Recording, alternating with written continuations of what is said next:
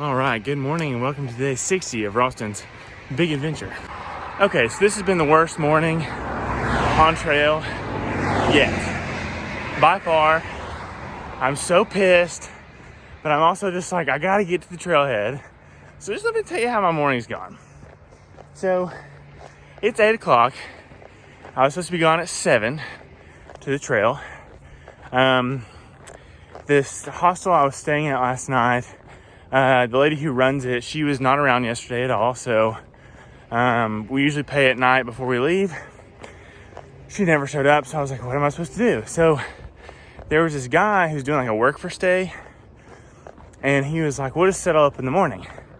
And he was like, yeah, I'll take you to the trailhead at 7. So I get up at like 6 o'clock. I go over to Hardee's, get some breakfast, get all my stuff together. I'm ready to go at 6:30. And I'm thinking, all right, this is gonna be a great day. I'm gonna get started at, like really early. Woohoo, yes. So 6:55 rolls around. There's no sign of this guy anywhere. And so I'm like, okay, maybe he'll just, maybe he's like a really like super punctual person. Like I get there exactly on time. 7 o'clock rolls around. No sign of him. Coming to find out, he took some time off yesterday to go do like something in town on his own, and they fired him for it last night after I'd gone to bed. So he wasn't around to take me to get a shuttle. So I'm like, what do I do? I also haven't paid yet, and nobody's around to pay. So the neighbor comes over, and he's like, well, sometimes I work here. Like, you can just square up with me or settle up with me, and then I'll take you back to the trailhead. So this guy that doesn't really work there, I go pay him, and if Stanibles doesn't get their money, oh well, that's not my problem at this point, because I wanted to pay, because like I'm not that kind of person. I don't want to just like steal, or I mean, they did let me stay there and whatever. So anyway, so I pay with the neighbor, and then he pulls around his just beat up Trailblazer, and I'm like, oh God, we'll never make it. And surely enough, we're about half a mile away from the trailhead, and his freaking car goes out. So here I am, just walking up Interstate 64. No, I'm not on the interstate. I'm walking up the freaking hill to Shenandoah National Park, half a mile. I've already got 21 miles to do today. We've got to road walk it all the way to the freaking trailhead. So, yeah, there's some other girl behind me who rode with me, but I'm so aggravated because I was supposed to be here at 7:15. I was supposed to be on the trail for 45 minutes already, but here I am walking up the freaking road to the trailhead because the hostel I stayed at has shitty service. Sorry, but I'm very frustrated that I have to walk up the freaking road right now. God, this is just not how I wanted to start my morning, especially on the day that I go in the Shenandoahs. But you know what? It's okay. Just is one of those days. I'll still get to where I'm going. But God, this was freaking so annoying.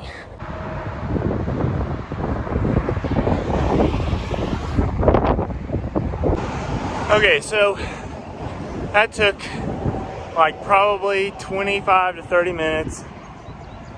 No, it probably wasn't that long. It probably was like just 20 minutes to get up the hill and around here back to Skyline Drive, which is part of the Blue Ridge Parkway, which also goes through the middle of Shenandoah National Park.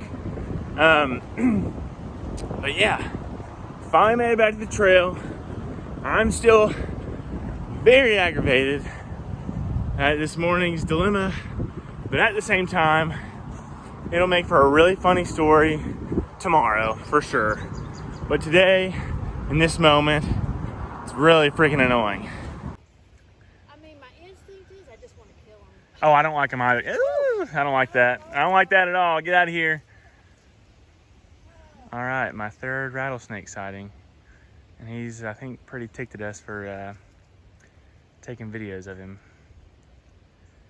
But he's cool looking. Yeah, not messing with that, brother. All right, so that was a fun little encounter with my third rattlesnake, which is cool. But if you saw my Instagram or Facebook story, I'll be posting this later on, so it would have been like probably 5 days ago by the time I'm posting this video. Anyway, I had to get a new pair of shoes because my boots, like, finally, like, they just started ripping at the seams. I could literally see my socks through the top of my shoe, and the tread was just gone. So threw my boots up in the tree at the hostel. I do have a video clip of that. So let's cut back to yesterday real quick. All right, so today's the day that we officially retire the North Face boots. They've had a good run. The soles are just completely done. They're like ripping at the seams in some places. So it's time to say goodbye and hang them with the other boots in the tree. So here we go. Here goes nothing. That didn't work. Hold on. All right, and there they are in the tree where they belong after they're retired. But yeah, so after throwing my boots in the tree, retiring them to a life of becoming basically an ornament, I decided to go with some trail runners. They are not as durable, but they're gonna be a lot cooler, a lot lighter on my feet. So I'm really excited to see how that goes. The pair I got has a pretty big cushion on it too, so I think my feet should be good. But they're Ultra Temp 4s. I'll show you. So this is them. Also got some new gaiters because my other ones had holes in them. But yeah, this is the new foot setup. I'm really excited to see how they do.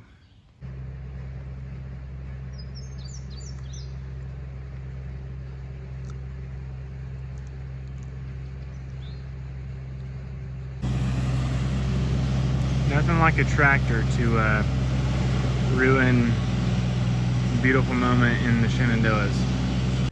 All right, hey everybody. So I'm about 17 miles in. I have about 3 more miles to go. And I decided to take a little bit of a road walk because this is the Appalachian Scenic Trail. And in the Shenandoahs, for the first 20 miles, it's all through the woods. So you don't see anything. But when you get out on the road, you see all kinds of stuff, and it's really pretty. So I'm tired of walking through the woods, so I'm gonna take the road. The trail literally goes through the woods up there somewhere. But this is just much more scenic. Plus there's a storm, and I'm trying to get to the shelter as quick as possible. So this is kind of an easier alternative, quicker route. So yeah. But yeah, very annoyed with today, just how it started this morning and the weather, and just the fact that I'm in a national park and I have been walking through the woods and haven't seen anything all day. So, but now that I'm on the road, I'm seeing all kinds of stuff, and it's really pretty. And I'm like, I should have been doing this all along. But yeah. All right, I'm gonna bust it to the shelter before I get struck by lightning.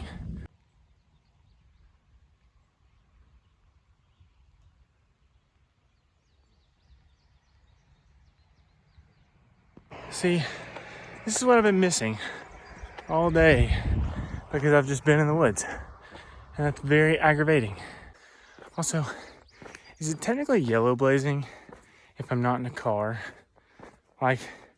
Can this just count as the AT since it's basically running parallel to it? Let me know what you think.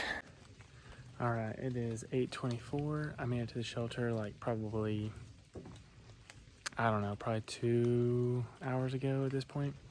There's a lot of really cool people here, a lot of section hikers. There's a thru hiker down there in his tent. But other than that, it's just me and a bunch of section hikers, which is cool. But it's been really fun hanging out with them and getting to know them. I was really afraid I was gonna be like completely and totally alone tonight. There was a storm that rolled in right as I got to camp, and I just was like, I really don't want to be the only one here tonight. But luckily there were people, so that was cool. But yeah, I just felt exhausted today. I was pretty tired, so I'm gonna try to probably just like go to sleep. But hopefully I can wake up tomorrow with a lot more energy, because I've got a 21-mile day ahead of me. So really like to have some energy for that. Also, the bugs are eating me alive. So I've got my tent actually set up. Me and Cedric have our tent set up in the shelter, so that way we don't get wet and we don't get bug bit. So, but anyway, as always, thanks for your support. Always appreciate it. I'm gonna go to bed. Hey y'all, it's Ralston here, hiking the AT. I'm hiking the AT for several reasons, but one big one is to support the Isaiah 117 house in Blairsville, Georgia. This organization is dedicated to helping foster kids at the moment they're taken out of the home and some of the most traumatic parts of their lives. That's where they seek to intervene. And so they seek to provide a house with food, clothing, foster parents, almost pretty much immediately after they're taken out of the home. So it's a really, really great organization that's dedicated to bettering the lives of children. And I just could not be more appreciative and more excited to support them and of all the work they're doing. So if you'd like to help out and donate, you can visit the link below, and it'll take you to the donation page. But please consider giving a gift to help support Isaiah 117. Thanks for tuning in, and as always, Maverick out.